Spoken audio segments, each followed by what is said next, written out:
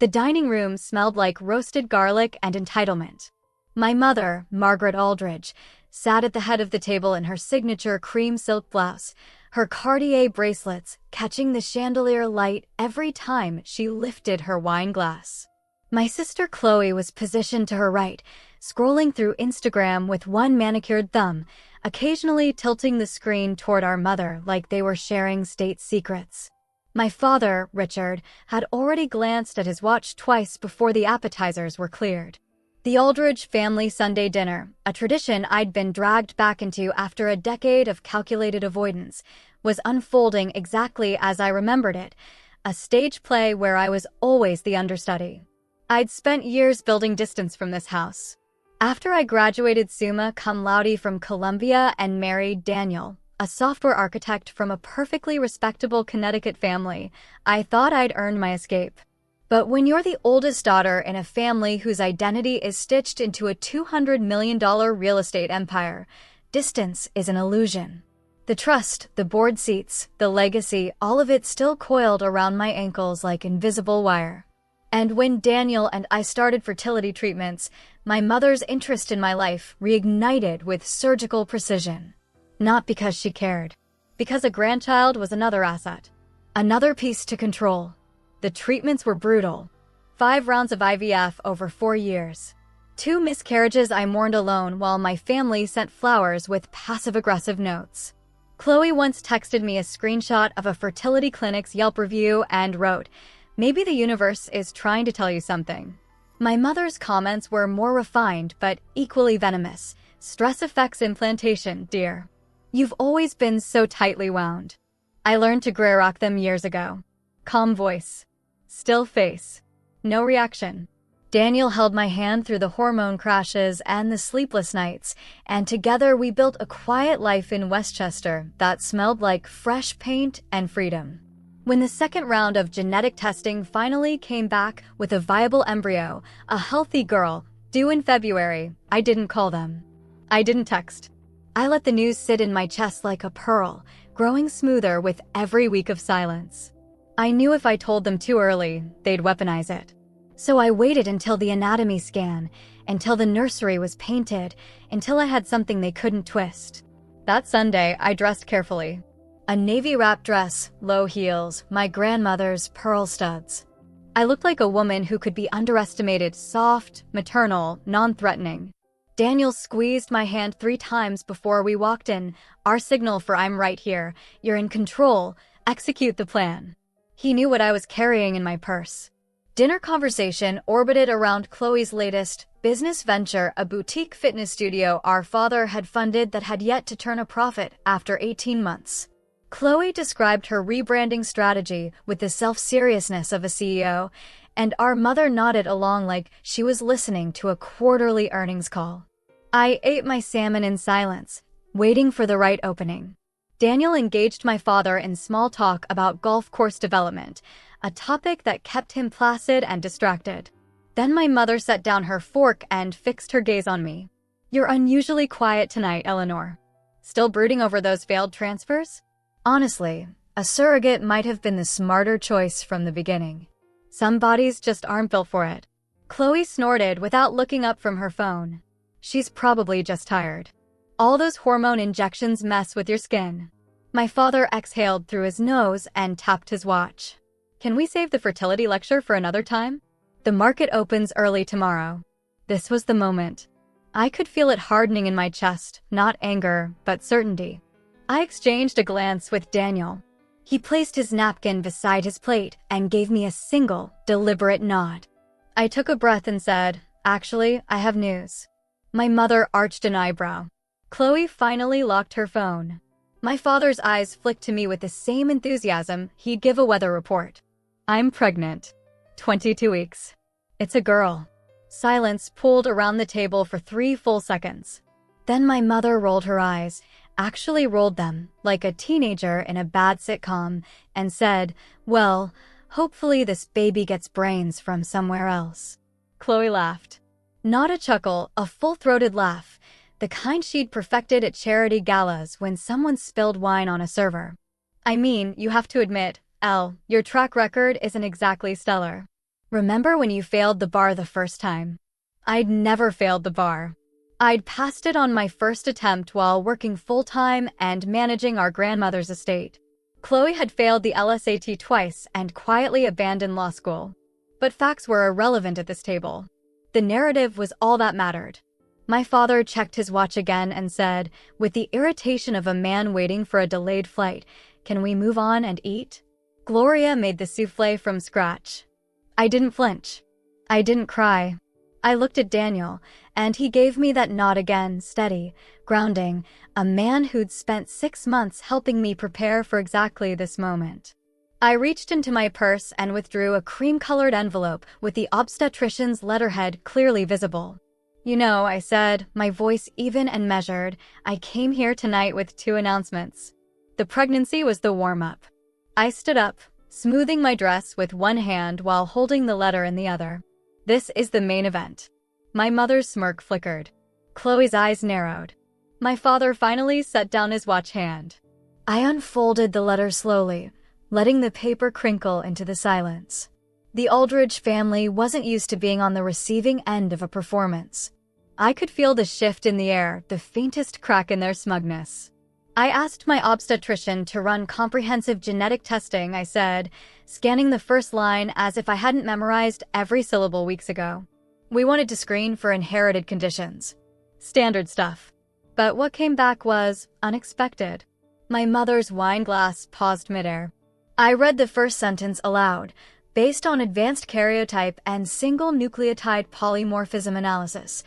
The fetal DNA shows a rare maternal lineage marker inconsistent with the Aldridge paternal genomic profile previously submitted by the patient.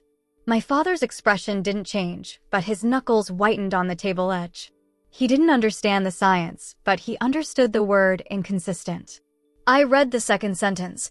Further comparison against the Aldridge reference sample confirms a 0% probability of paternity match to Richard Aldridge for the maternal line.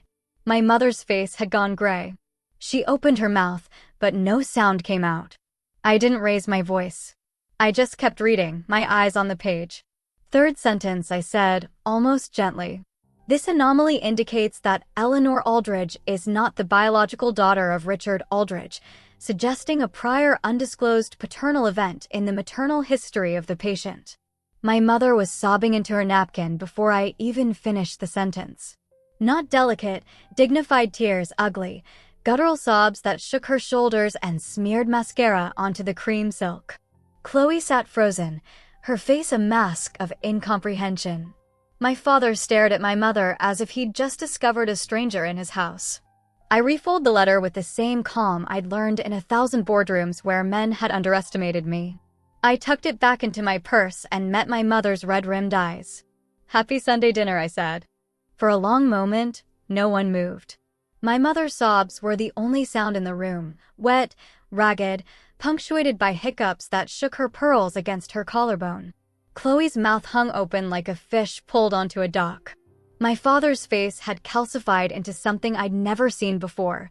Not anger, not grief, but a profound, disoriented blankness. The man who had spent 40 years building an empire of absolute certainty had just watched the foundation crack beneath his feet. He turned to my mother.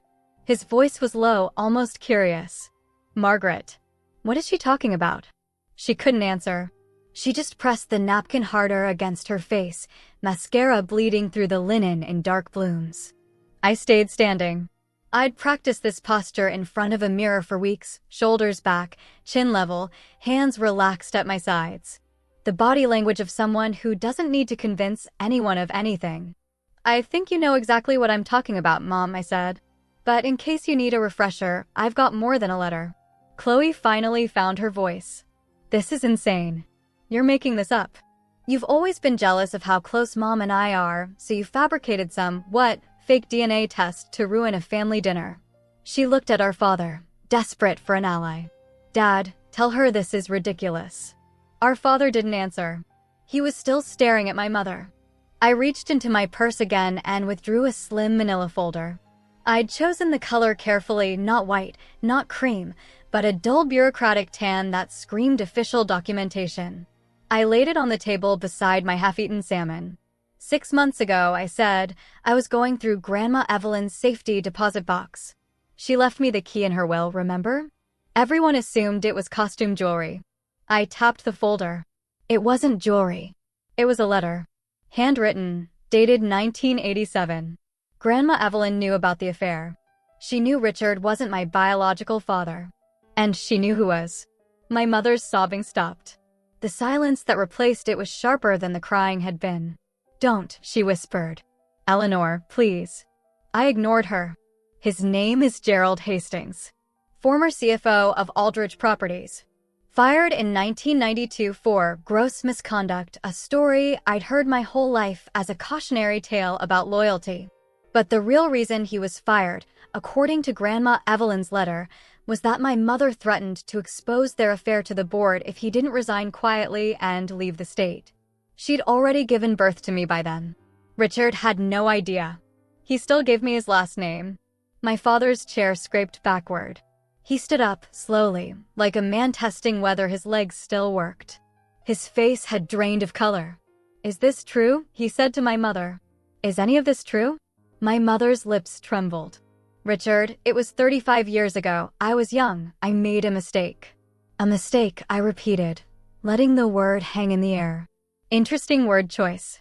Because when I hired a forensic accountant to trace the Aldridge Trust distributions over the past 3 decades, I found that mistake came with a price tag. Approximately $4.3 million, paid in irregular installments to a shell corporation linked to Gerald Hastings. You've been paying him off for 35 years, Mom. Using family money. Trust money. Money that was supposed to fund my education, Chloe's business, the foundation's charitable grants. Chloe's face went white. Wait. The studio funding, are you saying? I'm saying the reason your boutique fitness studio keeps struggling is because the well's been drained for decades, I said. There was never enough money to sustain it. Mom just couldn't tell you why without admitting she's been funneling cash to her ex-lover since before you were born. My mother lunged forward, grabbing the edge of the table. You've been investigating your own family? Going through private accounts? Do you have any idea what you've done? I know exactly what I've done, I said. I've built a case. And I didn't do it alone. I glanced at Daniel. He'd been silent the entire time, but his eyes were bright with quiet satisfaction. Daniel spent 6 months tracing the digital trail. Offshore accounts, encrypted transfers, fake vendor invoices. He's a software architect. Financial forensics isn't his field, but he's a fast learner. And he loves me enough to sit through 300 hours of bank statements. My father hadn't moved. He was still standing, still staring at my mother, but his expression had shifted from shock to something colder. How long have you known? He asked me. His voice was steady now. That was the Richard Aldridge I recognized, the one who compartmentalized crisis. About the affair? 6 months. About the embezzlement? For months. About the fact that Gerald Hastings is still alive, living in Scottsdale under a fake name, and has a son who looks exactly like me. I smiled, just slightly. 3 months. I flew out to meet him. He's a perfectly nice man. Retired. Has no idea he's been a ghost funding your lifestyle. My mother made a sound I'd never heard before, a strangled animal noise. You contacted him? Eleanor, if you've told him anything. I haven't told him anything. Yet? I picked up my water glass and took a deliberate sip. That's the leverage, Mom. You see, I didn't just collect evidence. I took control.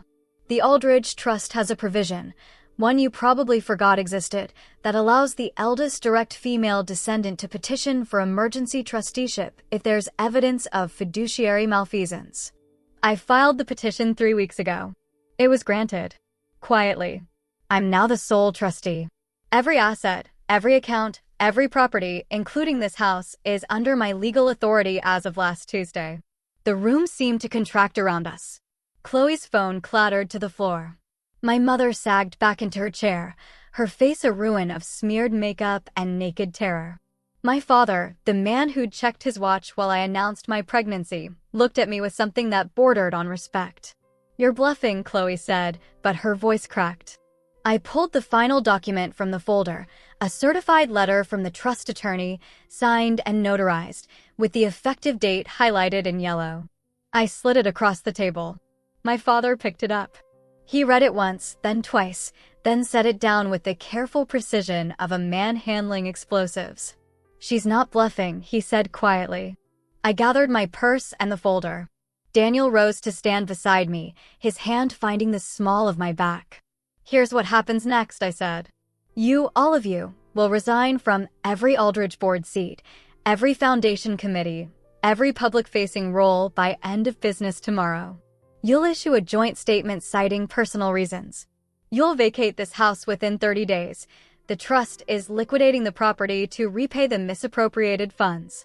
Chloe, your studio will close. The trust will no longer subsidize it.